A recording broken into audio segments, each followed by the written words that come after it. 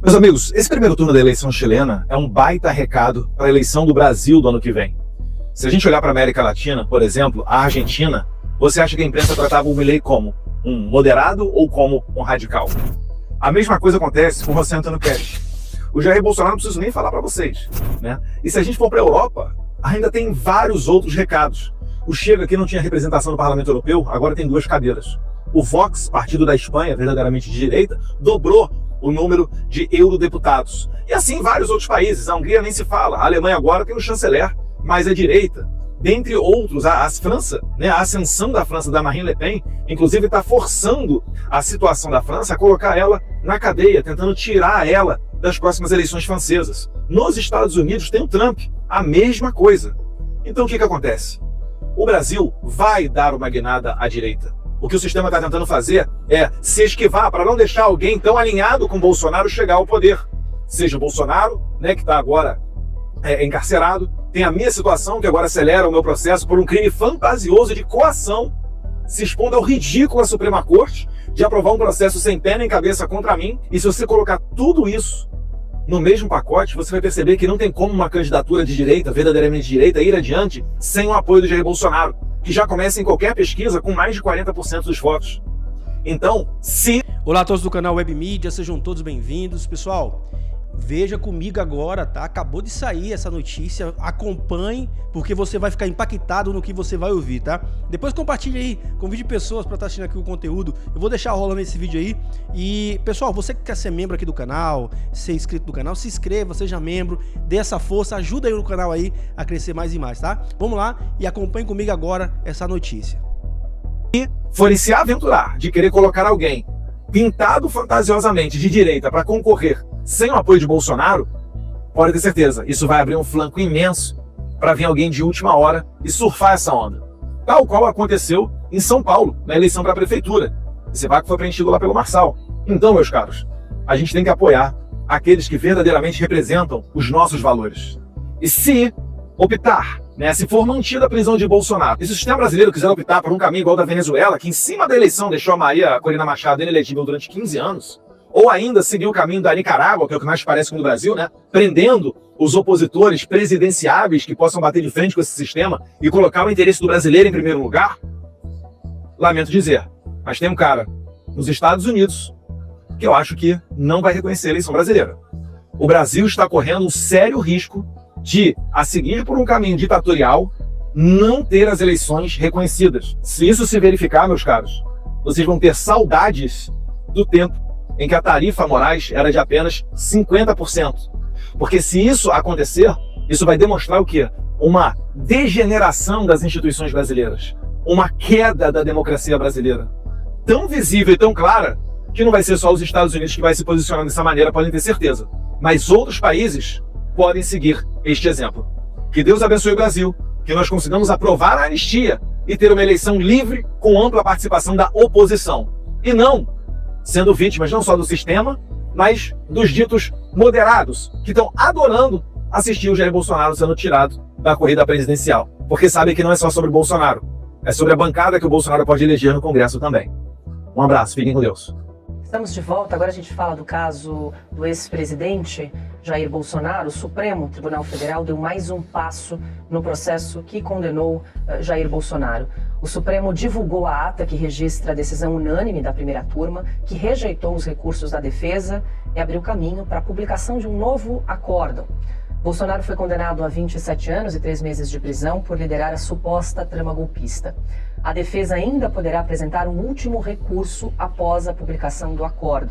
Se o novo pedido for então rejeitado, Alexandre de Moraes poderá decretar o processo encerrado e definir então o cumprimento, o início do cumprimento da pena, Silvia. A gente sempre ressalta isso, né? Que só com o trânsito em julgado da condenação, quando não houver mais então possibilidade de recurso, é que será definida então o cumprimento da pena no caso de Jair Bolsonaro, que foi condenado a 27 anos de prisão. Há uma discussão ali se o ministro Alexandre de Moraes vai mandá-lo para a Papuda para cumprir o início, né, do cumprimento de pena em regime fechado, ou se vai mantê-lo em prisão domiciliar, como ele já segue, né, preso há mais de 100 dias em Brasília.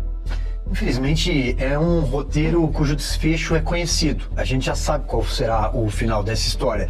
Esse julgamento foi um julgamento de cartas marcadas, um julgamento sobre um golpe impossível, um julgamento sobre algo que não aconteceu, num período em que o presidente Jair Bolsonaro passou mais de 100 dias, eu até perdi a conta aqui, Paula, de quantos dias ele está preso de forma cautelar sem ter sido acusado. Isso é algo absolutamente inédito. Pela manhã, o professor Rocha Monteiro, Marcelo Rocha Monteiro, que dizia que ele vai completar 40 anos de Ministério Público, ele nunca viu uma situação como essa. Uma pessoa presa de forma cautelar sem ter sido acusada de nada.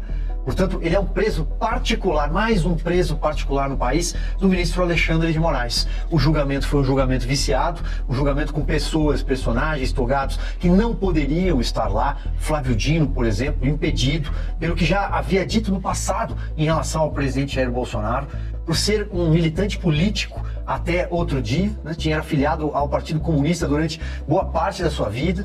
O ministro Cristiano Zanin, que hoje preside essa primeira turma, né? Agora trocou de cadeira com o Flávio Dino, mas o ministro Cristiano Zanin foi advogado do Lula. O ministro Alexandre de Moraes acumula todos os papéis e nós aqui cansamos de falar isso durante meses. Então, infelizmente, tudo isso é um jogo jogado.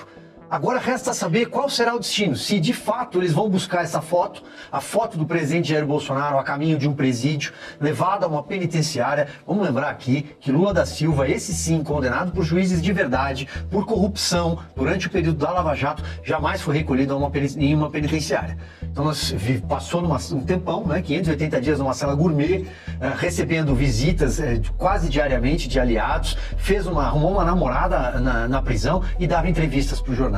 Olha, só para comparar o tratamento. Fernando Collor, neste momento, condenado por corrupção, mais de 8 anos de condenação, e está ali no seu apartamento de frente para o mar em Alagoas, porque disse que tem problemas de saúde, de Parkinson, apneia do sono e transtorno bipolar. E o presidente Jair Bolsonaro, que sofreu uma tentativa de assassinato naquele fatídico 6 de setembro de 2018 por um militante do PSOL. Talvez um caso, mais um caso assombroso, porque não foi investigado à exaustão.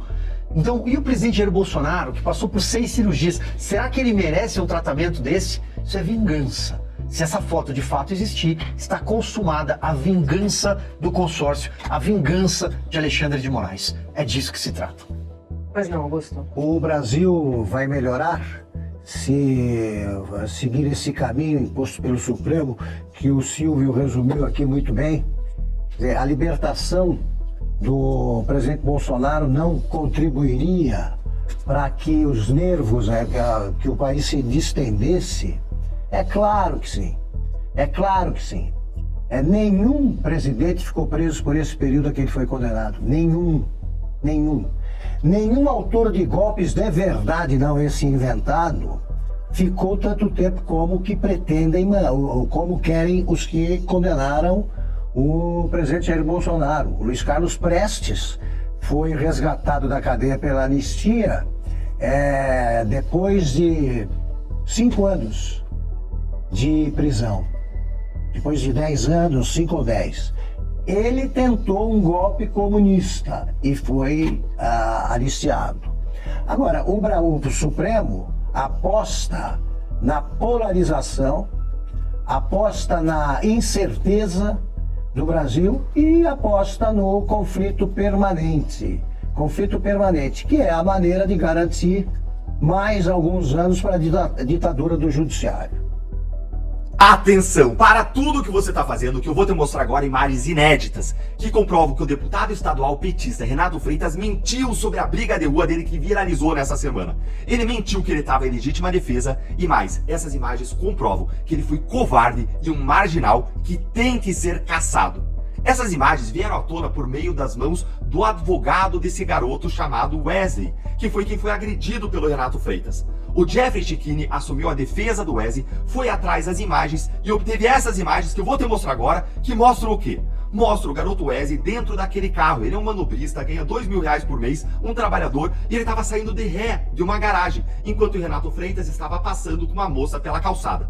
Tudo isso que eu vou te mostrar antecedeu aquelas imagens que viralizaram e que você já conhece. E aí o que acontece aí? O Renato Freitas está passando com a moça, O Wesley tá dando a ré, ele espera eles passarem, o Renato Freitas segue um pouco à frente e ele embica para atravessar a rua ali a pé com aquela moça. Enquanto isso, o Wesley sai da garagem e embica na rua para entrar na rua, provavelmente ele tá olhando o retrovisor, e ele não conta com o fato de que o Renato Freitas vai atravessar com ela fora da faixa. E aí o Renato Freitas vai atravessar, ele começa a entrar na pista, o Wesley certamente freia, ele dá um baque, dá um susto no Renato, eles trocam xingamentos, o Renato atravessa a rua com a menina, o Wesley entra numa garagem seguinte, onde ele é manobrista para estacionar o carro, e aí olha o que acontece. O Renato encontra um assessor dele que estava esperando num carro oficial do outro lado da rua. O Renato é deputado estadual petista, ele tem assessor, tem carro oficial, e aí ele e o assessor atravessam a rua correndo e espancam o menino Wesley. Espancam esse garoto em dois, de forma covarde, chegam batendo. É inacreditável o que você vai ver agora.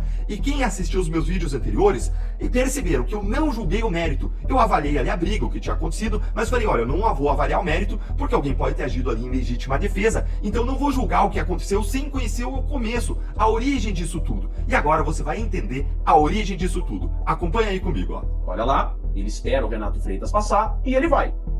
Perfeito. Olhem lá, o Wesley tá dirigindo esse carro, os vidros abaixados, olha o movimento. Então, fora da calçada, vejam o vídeo. Olha lá, o Renato Freitas vai atravessar fora da calçada, o Wesley freia, olhem a luz de frenagem, tá? Vamos ver de novo Freitas lá em cima. De repente, eles começam a se xingar. O Renato Freitas vem correndo, olhem na imagem.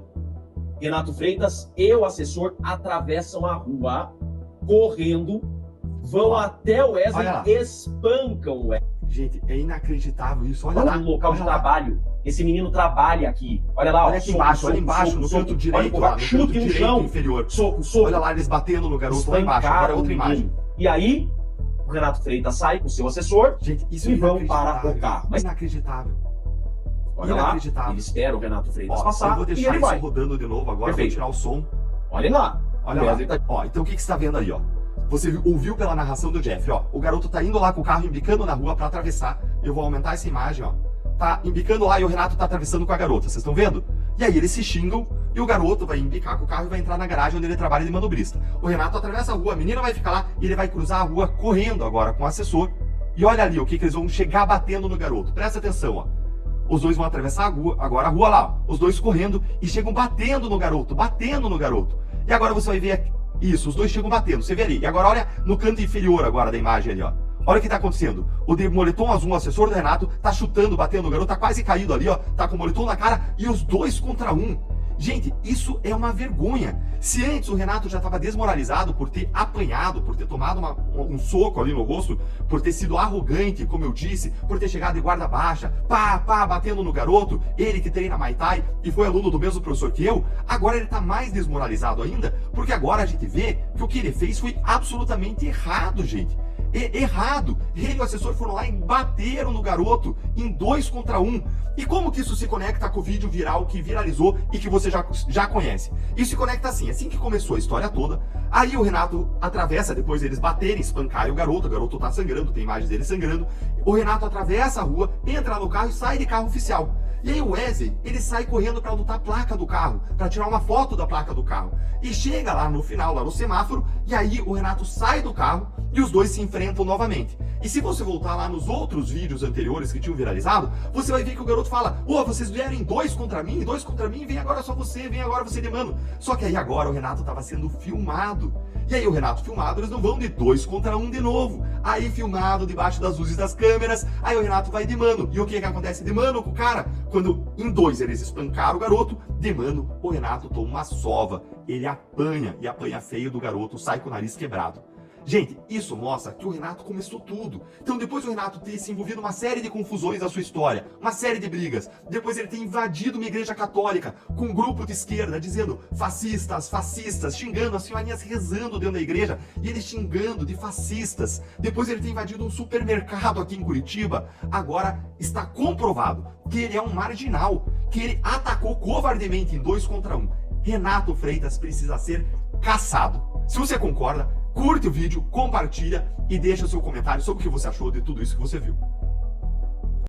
Então é isso aí, pessoal. Agradeço a vocês por ter ficado até o finalzinho. Peço a vocês que deixem seu like, compartilhe, convide pessoas para estar assistindo aqui os nossos conteúdos, tá bom? Fiquem todos com Deus. Em nome de Jesus, até um próximo vídeo, assim se Deus permitir. Que Deus continue abençoando a sua casa, a sua família, em nome de Jesus.